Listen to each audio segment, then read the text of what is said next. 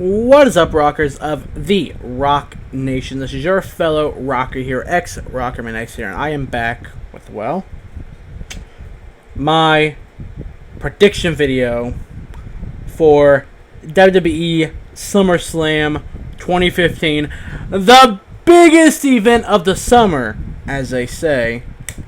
Kinda sucks, though, that had to be on the same day as the premiere of Fear the Walking Dead. So, rip watching that, am I right? I'm right. But, as for my prediction for SummerSlam, let me just say is, I do have the matches organized a little bit differently than what I usually do.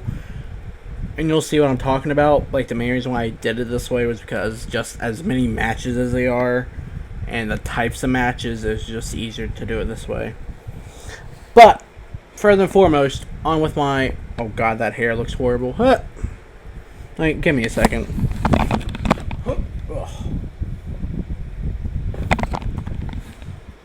Okay, there, that should be fixed now. Apologies if you guys heard my fan. Probably still hear it. But, yeah, on with my predictions right now. For the first match I have down, Randy Orton versus Sheamus. Now, as I always say is, anytime Sheamus and Randy Orton steps into the ring, it's going to be a damn good match. Either way, because knockdown, drag him out brawl. That's really all I got to say on the matter. I don't understand, honestly, this one's kind of hard to choose from, in a way, because on one side, you have Sheamus, and Sheamus has been, as far from what I've noticed recently, has been on a horrible losing streak, at least from what I've noticed. Maybe I haven't noticed him winning, but from what I noticed, he's been somewhat losing a lot lately. Maybe he has one or two wins in between, but from what I've noticed, he's been losing a lot. And he's the Money in the Bank.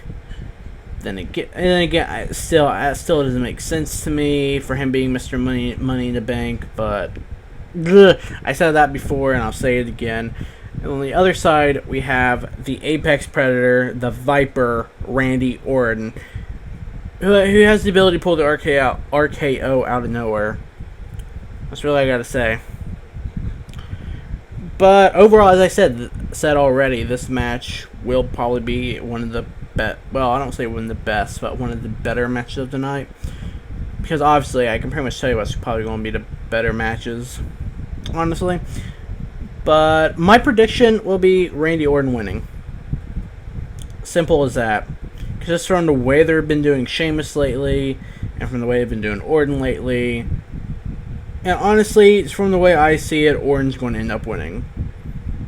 That's how I see it. Now the next match, we got Kevin Owens versus Cesaro. And ultimately, I'm going to tell you guys this now. I don't give a fuck who wins this match. I really don't care who wins this match, because Cesaro, yes, he's a good athlete, but he's not one of my favorite guys. Kevin Owens, same thing. He's a damn good athlete, but not one of my favorite guys. And I know when Kevin Owens first came to WWE in NXT, well, Kevin Steen came to WWE as Kevin Owens in NXT.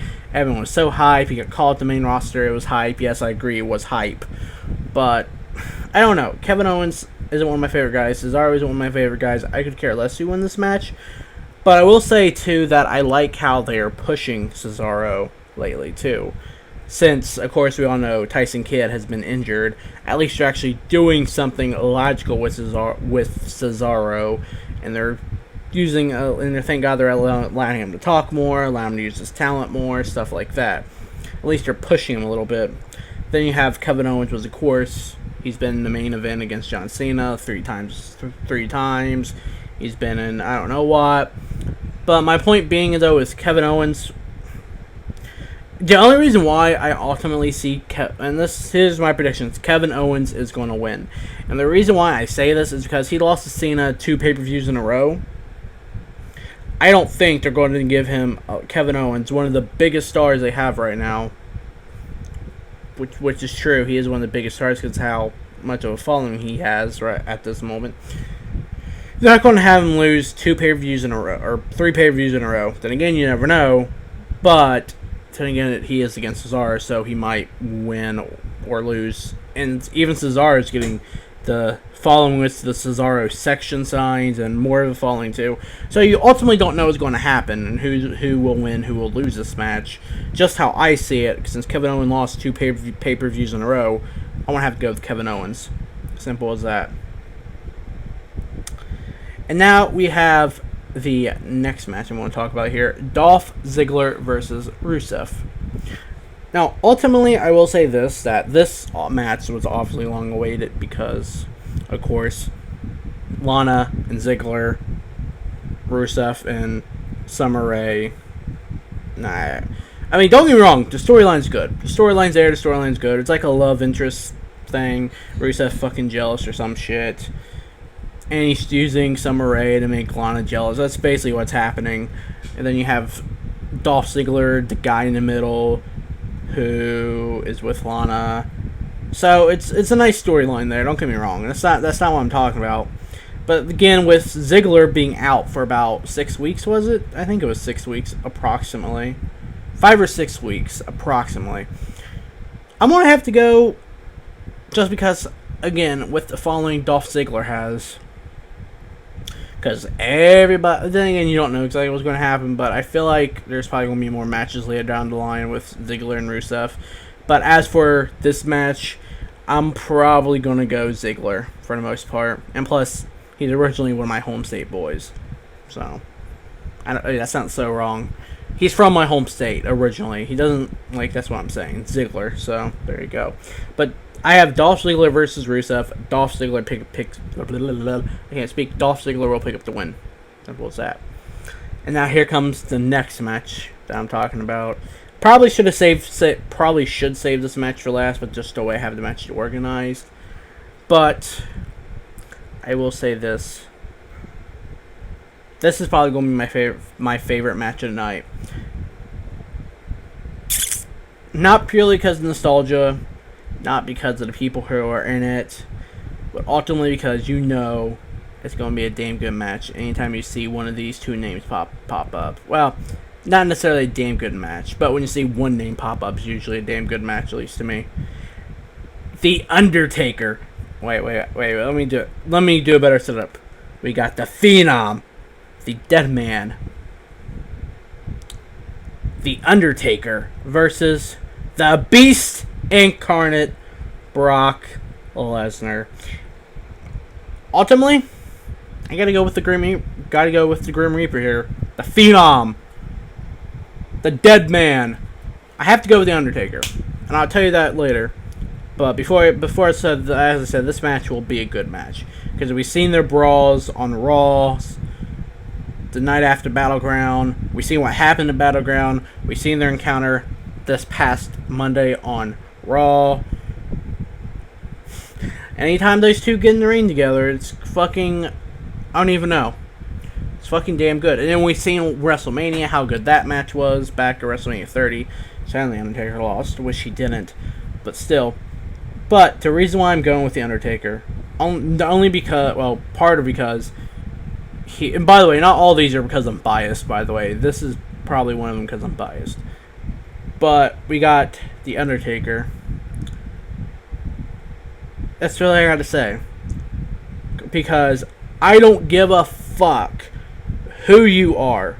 You do not root against the Undertaker. Now, I understand on one end we got the Beast Incarnate Brock Lesnar, who I can understand why people will root for him. But you do not, I repeat, do not cheer against the Undertaker. That is a sin. Well, okay, it's not technically a sin, but you get my point. That's taking it too far, but you get my point. You do not cheer against the Undertaker. So that is why my choice for Undertaker versus Brock Lesnar. Undertaker will win. He will get his retribution. He will kick the living hell out of Brock Lesnar. Literally. Damn, that was intense. So, Undertaker versus Brock Lesnar. Undertaker wins. Into that. Oh, jeez. But no, seriously. And now, away from just the plain singles matches, we got tag team matches to talk about now. In the first tag team match, I'm going to talk about, just get it out of the way, Team Bella versus Team B.A.D, which aka is Team Beautiful and Dangerous, aka, well, yeah, Team Beautiful and Dangerous, versus PCB, which is Paige, Charlotte, and Becky Lynch. Or, if you prefer to call them, the Submission Sorority, which was actually kind of a better name that they gave themselves, which, you know. Ultimately, here's my choice to win, just because I like these stars better than the other ones. I mean, don't get me wrong, Sasha Banks is okay, but... Man, who's the other one? There was another NXT star, I thought, on Team... No, there was no NXT star on Team Bella. It was Lisa Fox. See, you forget who Lisa Fox is sometimes. But ultimately, I have to go with PCB. Team PCB. Paige, Charlotte, Becky Lynch, the submission sorority. Only because I'm biased as fuck with this one, ultimately. And I like them, and honestly, I like Paige and all of them a little bit better. Because here's the thing. You got Paige, who I like. Then you have Charlotte, which of course Ric Flair's daughter. Not jumping on a bandwagon, but she is a hell of an athlete. And then you got Becky Lynch, which reminds me a little bit of someone like... Who am I thinking of? And then you have Becky Lynch, who reminds me of someone like Lita or Candice Michelle or people like them. Even if she is Scottish or Irish, I'm not for sure. I feel like Becky Lynch is Irish or something in that format, Scottish or Irish. I can't swear, but just her voice sounds like that. And I don't know. You got Paige, who's English. There you go. And then you got Charlotte, of course, Ric Flair's daughter. But seriously, Becky Lynch does remind me of people like Lita. Becky Lynch reminds me of the old school divas a little bit. And Paige and Charlotte does too, honestly. That's the thing. Those three remind me of the old school divas from back in the day. That's the main reason why I like them, and that's the reason why I'm being biased and going for PCB, Paige, Charlotte, and Becky Lynch, the submission sorority. I have them winning, at least in my head. If they do, thank fucking God. I mean, don't get me wrong, the other teams aren't that bad with the Divas Revolution happening now, but ultimately, that's just my favorite team, and I have to go for my favorite team. And yes, I understand I'm biased, but on some of these, but you kind of have to be sometimes. I don't know. And then the next tag team match I have, but anyway, skip with that. PCB wins. Sound like some kind of drug. Not gonna lie, it does sound like a drug. But yeah, the next tag team match we have Stephen Amell, I think that's how you say his name, aka the Green Arrow, versus Neville, aka the Red Arrow. See, Green Arrow and Red Arrow team up. No, I'm kidding. First, well, yeah, so Steve Amell, Green Arrow, and Neville, aka the Red Arrow, teaming up against Stardust and King Barrett. I don't know. I keep wanting to say Wade Barrett or some shit, but I might as well call him King Barrett just for consistency. Ultimately, this match is just one of those matches just because it's a publicity thing for the Green Arrow TV show to get more ratings, for WWE to get WWE get more ratings because they're trying to bank on the Green Arrow success. Ultimately, this is my thought process right now on this, because ratings for WWE, they're banking it off the Green Arrow stuff. Green Arrow's trying to get more ratings because Steve Amell was in WWE and was in the WWE wrestling, whatever. Ultimately, and that's how I see that happening. That's how I see it. So I don't care if Stardust or King Barrett. I mean, honestly, because no offense, whenever there's a celebrity in a match, generally the celebrity wins, or the celebrity's team wins. I remember when Snooki won at WrestleMania, I think, for Christ's sake.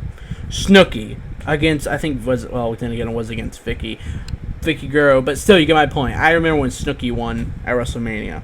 So generally, whenever there's a celebrity, someone up in there in a match, generally, the celebrities are going to win. So my choice for the Green Arrow and the Red Arrow, aka Stephen Amell and Neville versus Stardust and King Barrett, I have to go Stephen Amell and Neville.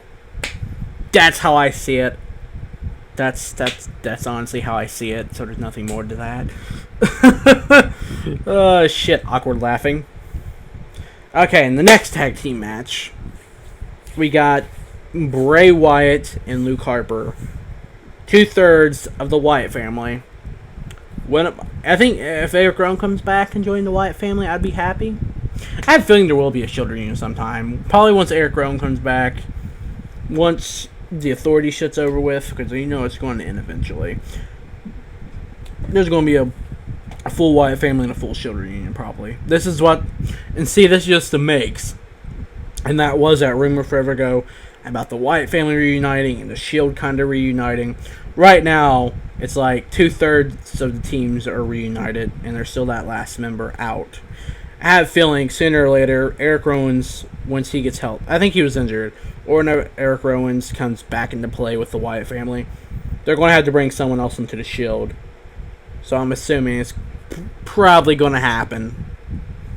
The Shield, I'm still suspicious about, but yeah. But we have Bray Wyatt and Luke Harper, 2/3 of Wyatt family, versus 2/3 of the old Shield. Well, yeah, I don't want to say the Shield because Shield doesn't exist anymore. But versus Roman Reigns and Dean Ambrose. Ultimately, I do expect this match to be good.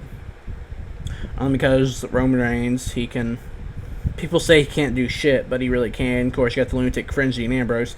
Then you got the Wyatt family, who is. Honestly, again, Bray Wyatt's one of my favorite guys of the new generation. Luke Harper is also up there as one of my favorite guys. I don't know about Roman Reigns and Dean Ambrose per se. I mean, Dean Ambrose kind of, only because he's another home state representative. And he's gonna get in the Miz's too, but I'll get more on that later. But yeah, I have to go with. Ultimately, this match again, as I said though, it will be a good match. Plenty of back and forth action. Probably some sort of fucked up surprise ending, but you never know. But ultimately, I have to go with Bray Wyatt and Luke Harper winning this match over Reigns and Dean Ambrose. Then again, this is just a biased choice, but I'm assuming. Here's the thing: even if I have a biased choice, ultimately the other side is going to happen because people like Dean Ambrose, people like Roman Reigns. Roman Reigns has to get his revenge on what happened at Money in the Bank. You know, I think, yeah, because Bray Wyatt won at Battleground. So, yeah, so they have to get their revenge on what happened at Money in the Bank still. But, despite that gut feeling of Reigns and Dean Ambrose winning, I am going against my gut feeling and saying Bray Wyatt and Luke Harper. Simple as that. Alright, now we have the last tag team match I'm talking about, which leads into talking about the title matches. Actually, I always find it stupid that recently, what's the point in having a Divas Championship if the fucking Divas Championship is not going to be defended? I mean, I know it has here and there, but really, at a pay-per-view, why would a Divas Championship not be defended?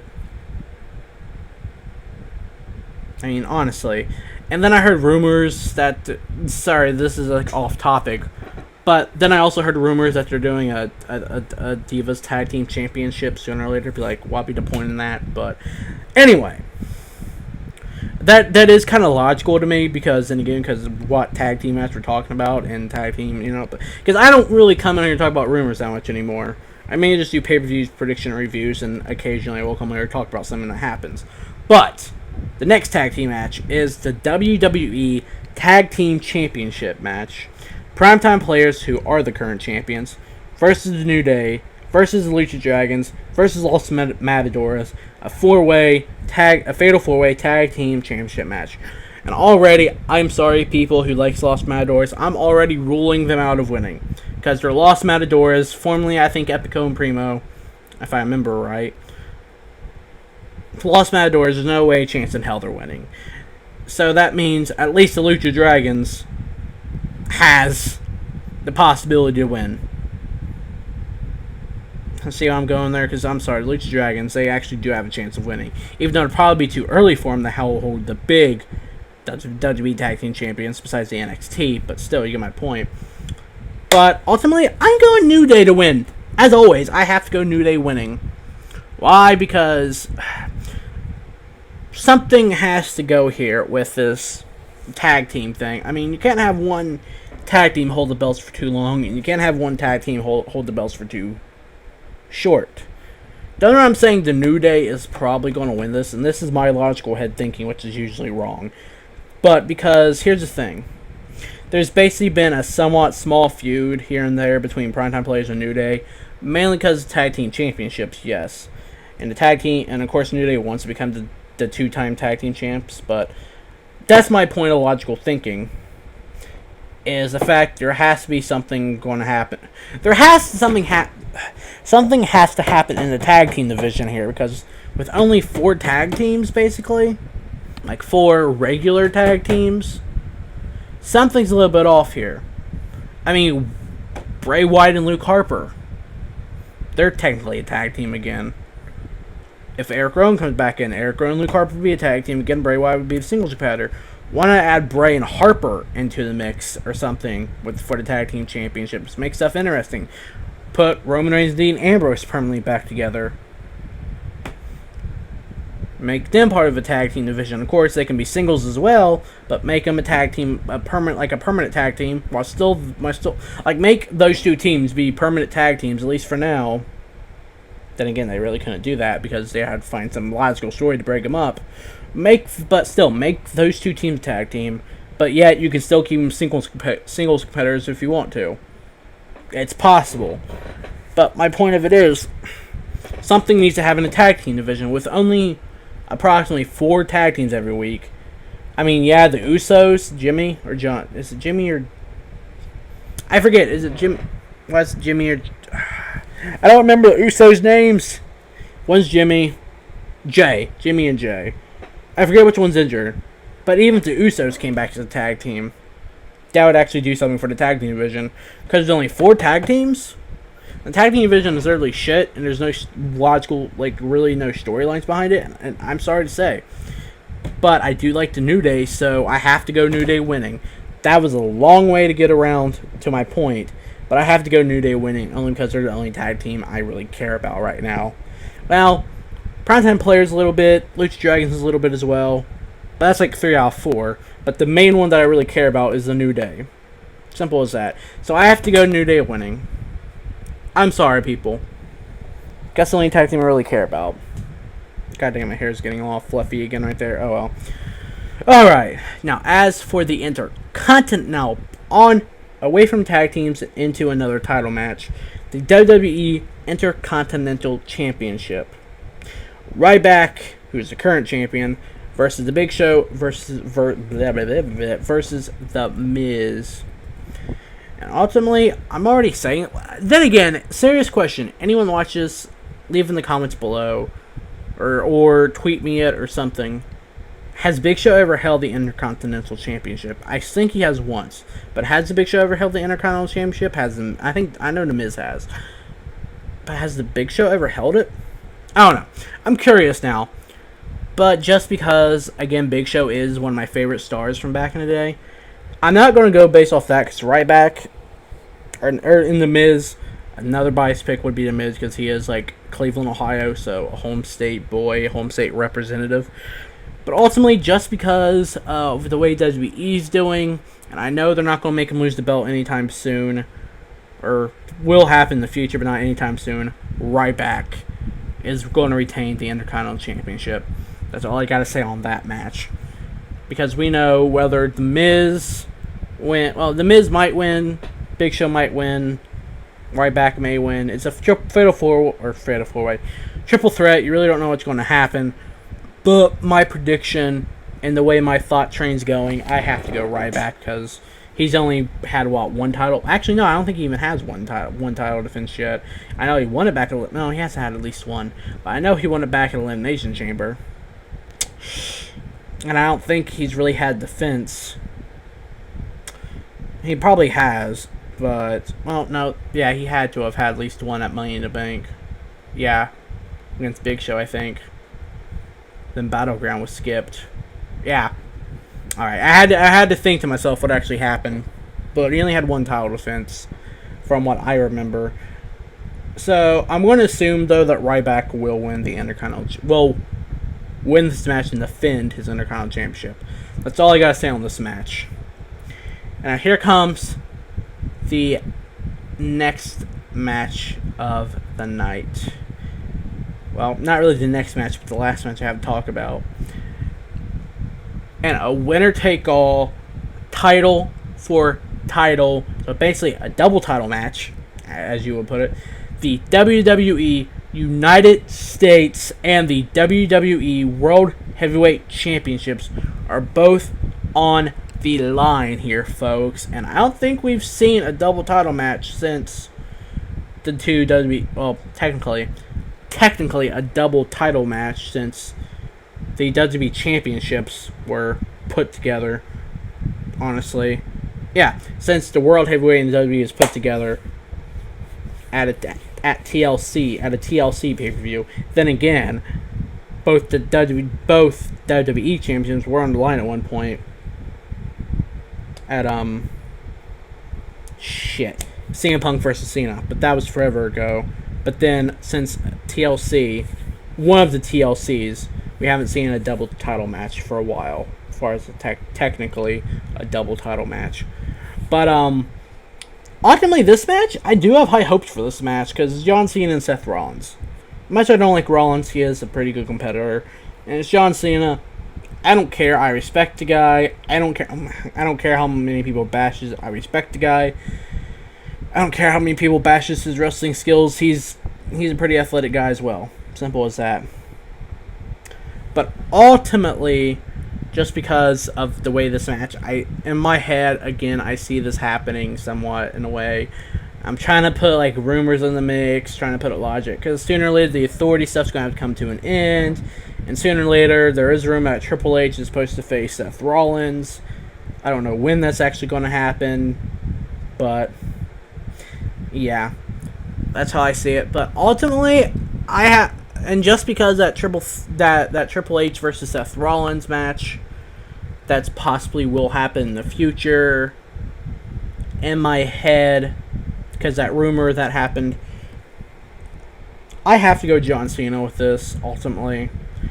It'd be the only way it would make sense, because I have a feeling if John Cena won, Triple H would get super pissed off, Seth Rollins would get pissed off, they would clash, Stephanie would step in, do something, Triple H Seth Rollins match. Simple as that. That's really all I gotta put. That's how I see that happening. Because if John Cena won and Seth Rollins lost the WWE World Heavyweight Championship, do I want John Cena to tie Ric Flair's record for 16 World Championship reigns? Not necessarily, but it's probably going to happen.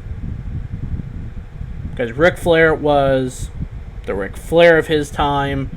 John Cena is basically the Ric Flair. Well, Charlotte is the diva version of Ric Flair, as I want to say, of this time. But John Cena is like the Ric Flair of this generation. And I hate comparing the two, but it's kind of true, kind of not true. I don't want to compare the two, but just how No, I take that back. John Cena is not the Ric Flair of this generation. John Cena is the John Cena of this generation because he's nothing like Ric Flair, but you got my point. I have a feeling that, yes, John Cena will at least tie Ric Flair's 16 World Championship reigns, if not beat him. That's just my opinion. I don't want it to happen at all, but it's probably going to happen. And again, with the Seth Rollins versus Triple H versus Seth Rollins match rumor that speculated forever ago, I see John Cena possibly winning happen.